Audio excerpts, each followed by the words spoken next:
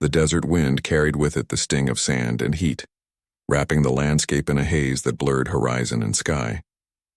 Captain Elias Ward trudged forward, his water supply running dangerously low, the metallic taste of thirst biting at his throat. His mission had been simple: survey the ruins on the edge of the desert moon. But fate rarely cared for simplicity. What he found instead was a figure crumpled in the dust, skin shimmering in shades of azure, breathing shallow but alive. He approached cautiously, every soldier's instinct whispering danger, but compassion overruled. The alien's body bore deep cuts, and the once proud armor was scorched as though struck by plasma fire. Elias knelt, unfastening his canteen. The alien stirred weakly, luminous eyes flickering open, suspicion flashing before being replaced by something softer. Without hesitation, he pressed the metal rim to her lips. She drank greedily, blue fingers trembling as they brushed his hand. Elias wasn't sure what surprised him more, the sheer humanity in her gaze or the way his own chest tightened at the sight. Her features were sharp, elegant, and fierce, yet she looked so fragile in that moment. "Easy," he muttered softly, though he knew she couldn't understand his language. Still, the tone seemed to soothe her, and she allowed him to bandage the worst of her wounds with strips torn from his uniform. When the alien tried to rise, her legs betrayed her. Elias caught her, feeling the heat of her body against his armor. The creature hissed something, a word foreign and melodic, her voice laced with both defiance and gratitude. He smiled wryly, shaking his head. "Yeah, I don't know what that means, but you're welcome." Carefully, he eased her back down and let her rest against a slab of stone. The hours passed slowly, the suns inching across the alien sky. Elias kept watch, rifle close at hand, though he noticed she never once tried to harm him. Instead, her glowing eyes would follow his every move with a curiosity that felt oddly familiar. Whenever he lifted his canteen, he offered it to her first.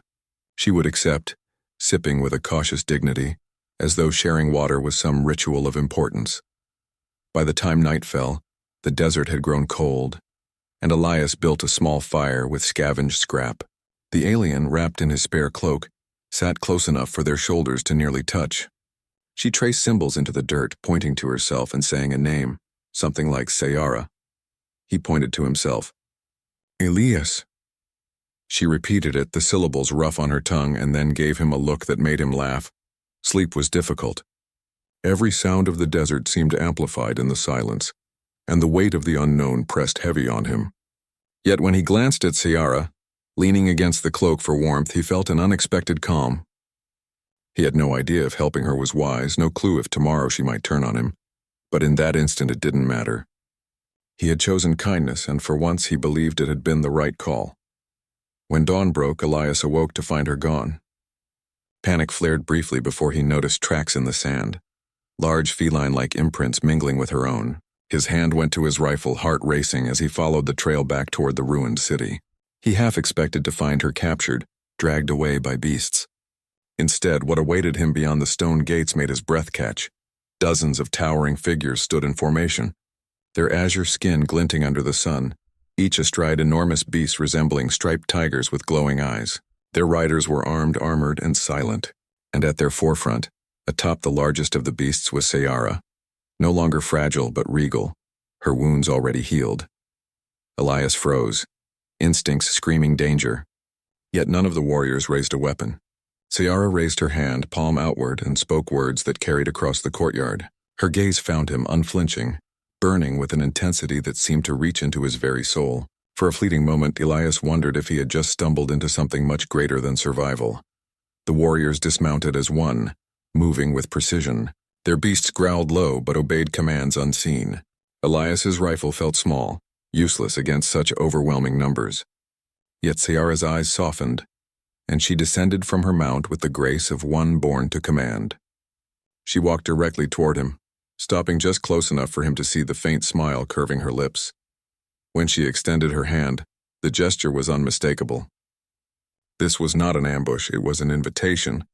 Elias hesitated only briefly before taking it.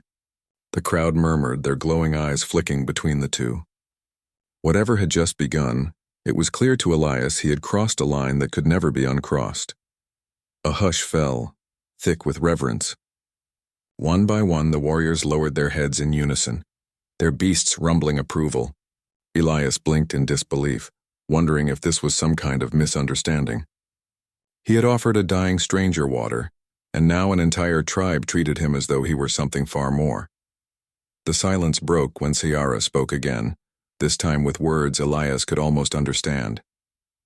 Her voice was steady, commanding yet soft when her gaze lingered on him. The meaning was clear even without translation.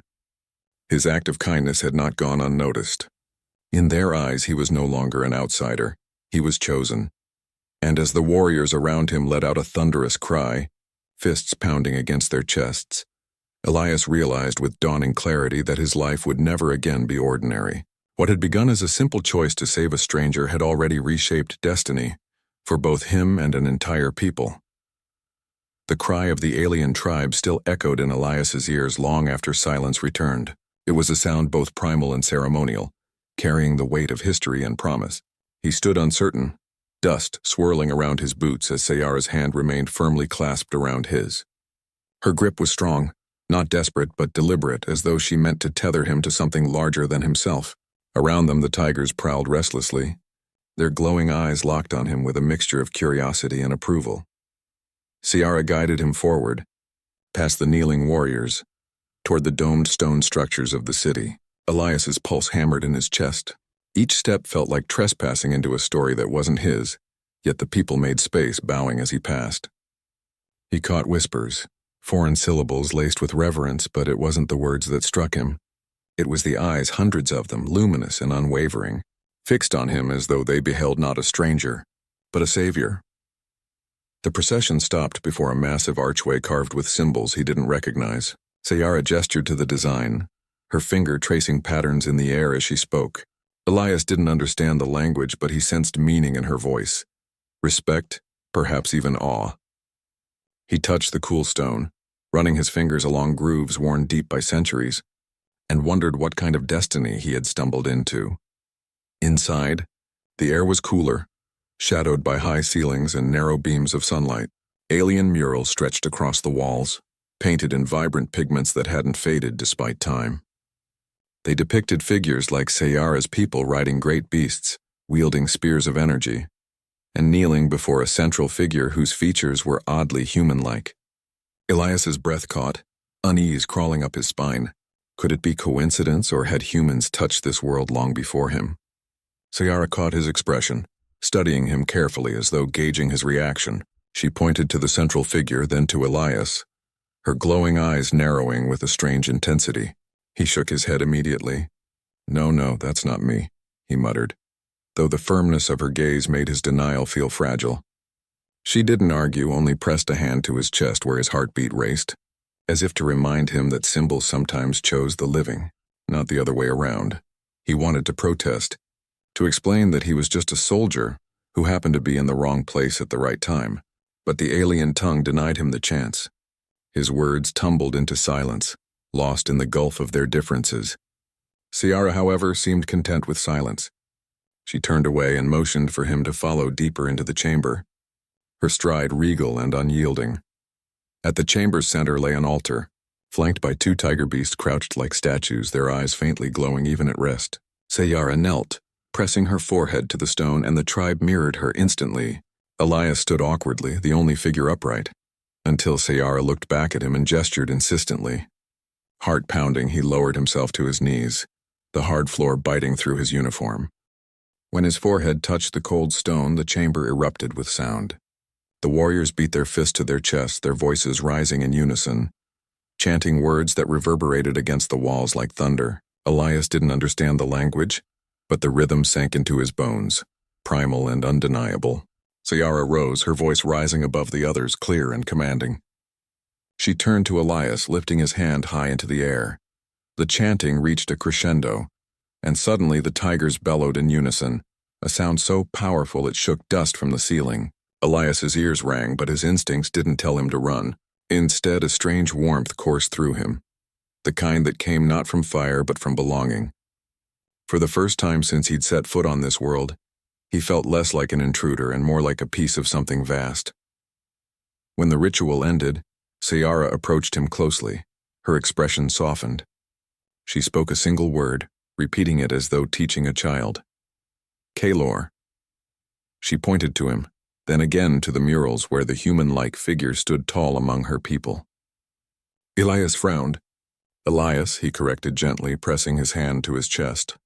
But Ciara shook her head and whispered the word again, her voice reverent, almost pleading. The tribe began murmuring it too, their voices spreading like ripples in water. Kalor.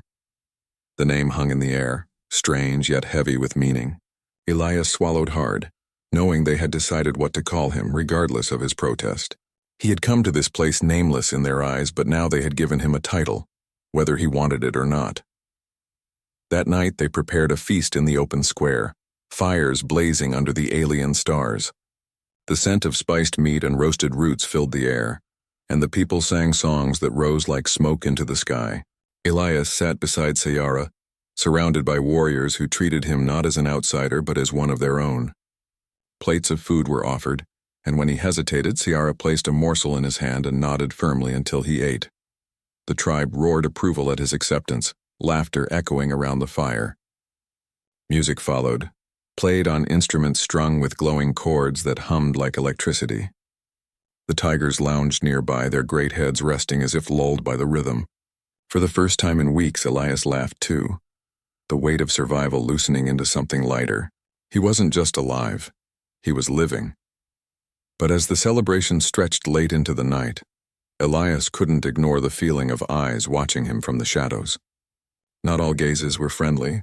A handful of warriors sat apart, their expressions hard, their whispers sharper than the crackling flames.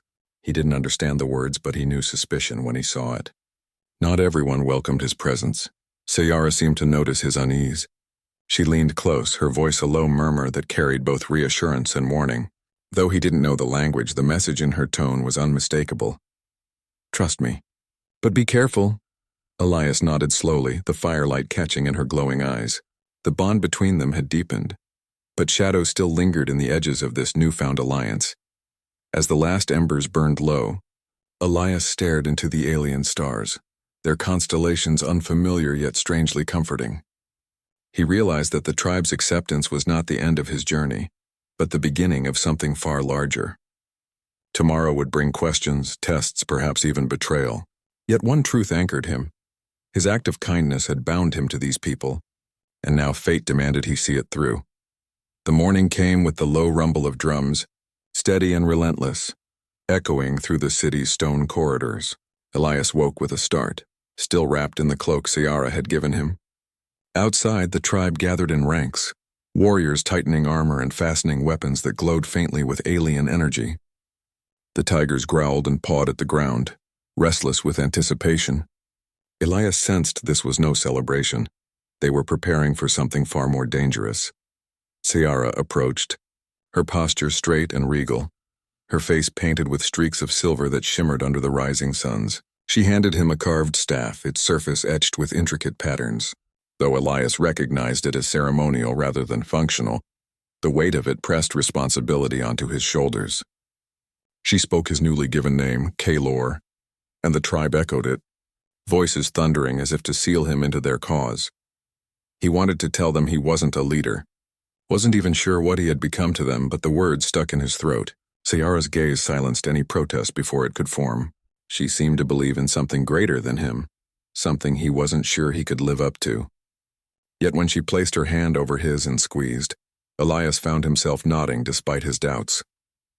The warriors mounted their tigers, forming columns that stretched beyond sight.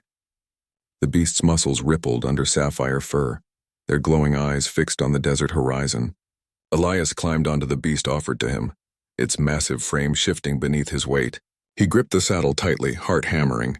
He had ridden combat vehicles, even flown starfighters, but never this. The beast turned its head, studied him with those bright, intelligent eyes, and snorted as though judging him worthy. The march began, drums setting the pace, paws thudding into the dust with rhythmic force. Elias rode at Ciara's side, every glance reminding him she was no longer the fragile figure he had rescued. She was a commander, her tribe's anchor, and now she had tethered him to her destiny. The desert stretched endlessly ahead, dunes shimmering under the suns, yet Elias felt every step carried him deeper into the heart of something vast. Hours passed before the silence broke. A scout rode hard from the front, his beast lathered with sweat. He spoke quickly to Ciara, urgency twisting every syllable. Her expression hardened, and she barked orders that rippled down the line like lightning. The tribe shifted, splitting into flanking formations, weapons drawn and ready. Elias tensed, gripping the staff, though it felt like nothing against the weapons he glimpsed in the warrior's hands. The enemy revealed itself soon after, towering machines cresting the dunes, metal glinting like mirrors of the sun. Their legs moved like spiders, weapons bristling from every angle. Elias recognized the design instantly. Automated war drones, products of human ingenuity, sold to mercenaries and warlords across the stars.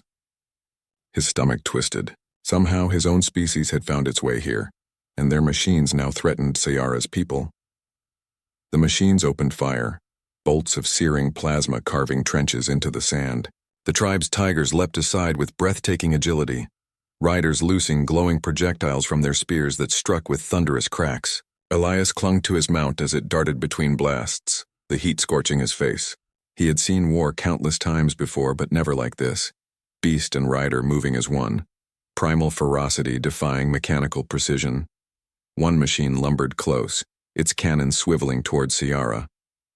Without thought, Elias spurred his beast forward, staff raised like a weapon, though it was nothing more than carved wood. His tiger leapt, crashing into the machine's legs, sending them buckling into the sand. The staff splintered uselessly against metal, but the distraction gave Ciara the opening she needed. Her spear flashed, striking the drone's core, and it collapsed in a burst of sparks. The battle raged across the dunes, dust clouds swallowing sound and light. Elias found himself swept into its chaos, riding and striking with desperation, guided more by instinct than skill. He wasn't trained for this kind of fight, but something in him refused to falter. Every time he thought he might fall, his beast carried him, and every time fear threatened, he found Ciara's eyes across the battlefield, steady, unyielding, reminding him why he fought. At last, the final machine toppled, its smoking carcass sinking into the sand. The warriors let out a victorious cry, spears raised high as their tigers roared into the desert sky. Elias, panting and bruised, could hardly believe he was still alive. His staff was little more than shards, but his hands shook with adrenaline, not regret. For the first time he had stood with them, not as an outsider, but as one of their own. When the tribe regrouped, Ciara dismounted and walked toward him, her expression unreadable. She touched his cheek with her blood-stained fingers, smearing blue across his skin. Then, with a voice that carried above the murmurs of her people, she spoke his name again, Kalor. The warriors repeated it louder this time, their voices rolling like thunder until the dunes themselves seemed to tremble. Elias's heart pounded, torn between pride and disbelief. He hadn't earned this name through prophecy or ceremony. He had simply acted, driven by instinct and a refusal to let her fall. And yet in their eyes that was enough. They didn't see a man unworthy of legend. They saw the figure painted on their murals, made flesh. As the tribe celebrated, Elias's gaze drifted to the horizon, where the smoke of battle lingered. Questions gnawed at him. Who had sent those machines? How had human technology found its way here? And what would it mean for the fragile bond he had forged with these people? He had no answers, only the certainty that whatever came next, his path was now bound to theirs. That night the fires burned brighter, victory songs rising into the sky. Elias sat among the tribe, wounds bandaged, exhaustion pressing at the edges of his strength. Ciara remained close, her presence steady as stone, her glowing eyes fixed not on the flames but on him. For a fleeting moment, he allowed himself to believe he belonged. Yet in the shadows beyond the firelight, the whispers of doubt lingered, reminding him that destiny never came without cost. The days following the battle blurred into rituals of honor and whispers of prophecy.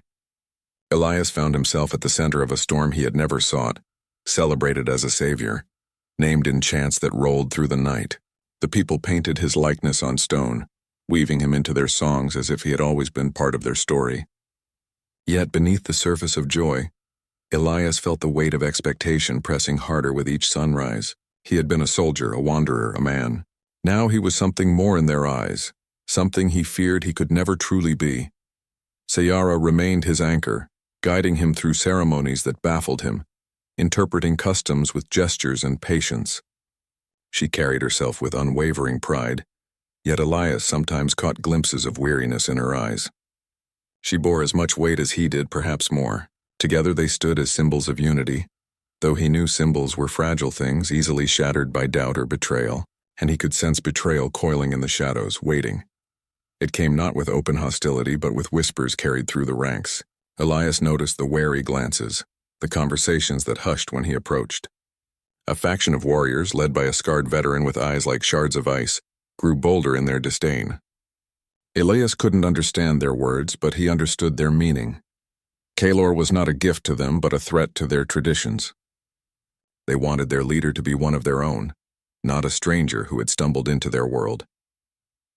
The tension reached a breaking point one evening as the tribe gathered beneath the starlit sky. The scarred warrior stepped forward, his voice booming with challenge. The crowd fell silent, their glowing eyes shifting between Elias and the challenger. Sayara rose immediately, fire in her gaze, but Elias laid a hand on her arm. He didn't know the words, but he knew what this was, a trial. He couldn't back away without losing everything they had built. The circle formed quickly, warriors pounding their fists against their chests, the rhythm of judgment. The challenger drew a weapon, an energy blade that shimmered like liquid light.